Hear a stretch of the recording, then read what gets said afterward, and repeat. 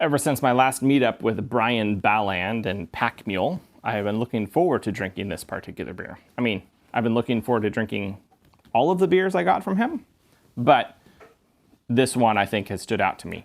This is the Collaborator Series, Threshold Brewing and Shebrew Pixie Rocker, a mushroom gose.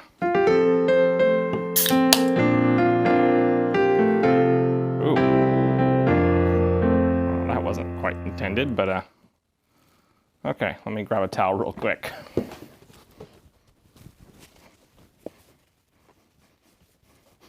Now I'm wondering if one of my children didn't shake that can up. Let's see here. Let's finish pouring this. I have not shaken that can. That can's been sitting in the fridge for a while now, so maybe the fermentation has just continued and kind of got out of hand as far as the carbonation. The head is going down relatively quickly, but as you can see, there's a lot of it. And as you could see, there was quite a bit of it too. So, a mushroom gose. So a gose is a sour beer where the water has a high salt content. It was originally developed in a town in Germany where the town's water came through a salt mine or an area, rocks that had a lot of salt in them. And so the city water supply had a high salt content. So this is the Pink Boots 2023 Hop Blend Mushroom Gose Pixie Rocker. 5% ABV, and let's see what it's like. I don't believe I've had a beer from either Threshold or Shebrews. I might have had a Threshold, but I'm pretty sure I haven't. And Shebrews I have not had a beer from. Okay, yeah, tart, bright.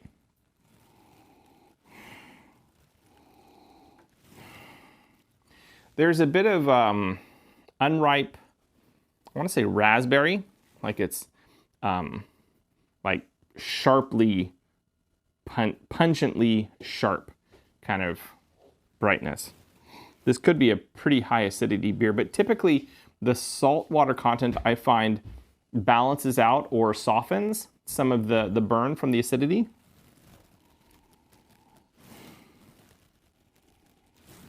Interesting. There's also a kind of a dried, wrinkled fruit, like almost a prune or a like an over-dried apricot kind of note way up at the top.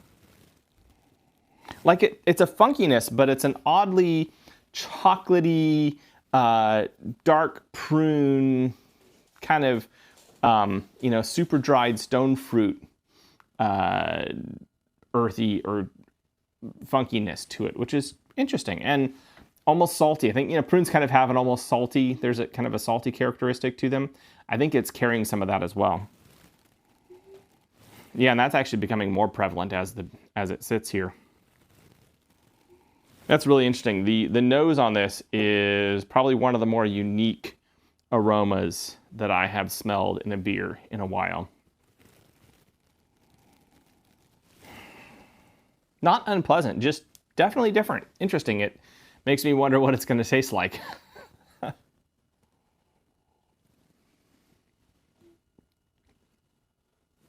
Oh. Ooh. Oh, I like this one. Okay, well, I like it right now. We'll see how it is a couple drinks in. Okay, so it's not super sour. It's tart, but it's not sour.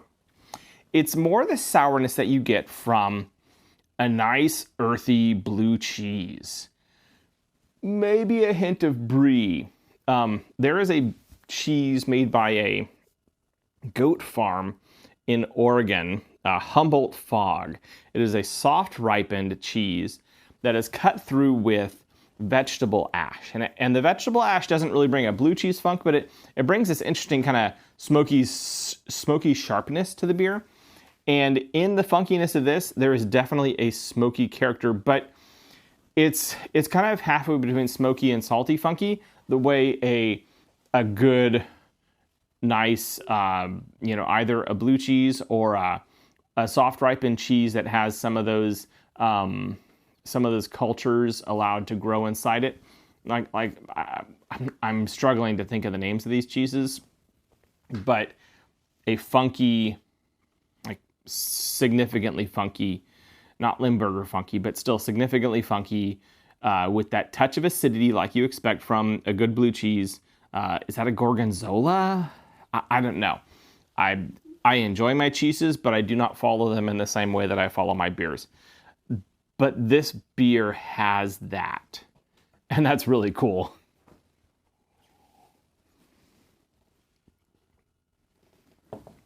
As you're drinking it, you can say, yes, that is the mushroom, and yes, that is the salt.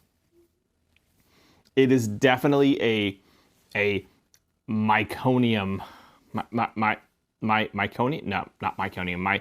Mycelium. Mycelium. Thank you, Xander. My boy is one of my boys is an amateur mycologist. It has that mycelium kind of earthy, savory funkiness, and then also the saltiness you get from the gose, and they work really well together. I'm not sure I would want to pair this with another funky cheese because they might conflict with each other, but the paired with a fig jam on crackers or something, and maybe a simpler cheese like a cheddar, a nice dry aged cheddar kind of thing. I think this would go like splendidly with that. This is a special beer. I like this. Yeah, the flavors are really present. Sometimes with these beers, with these specialized beers, you're kind of having to search for the flavor. Okay, where am I tasting that? Oh yeah, I can taste the barest hint of it way down there.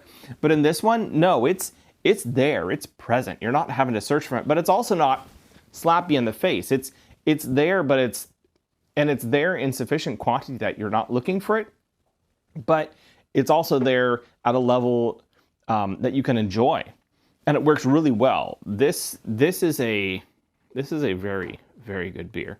I'm going to give this beer 4 stars because it's unique.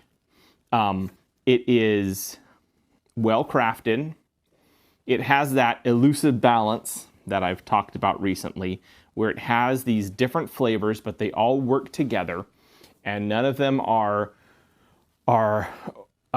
beating the others out. And it's really enjoyable in a unique, like, it is unique and enjoyable. And that's good. Yeah, this is a really good beer.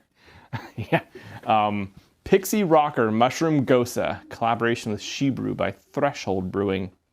Yeah, I'm going to have to look up more Threshold beers because they know what they're doing.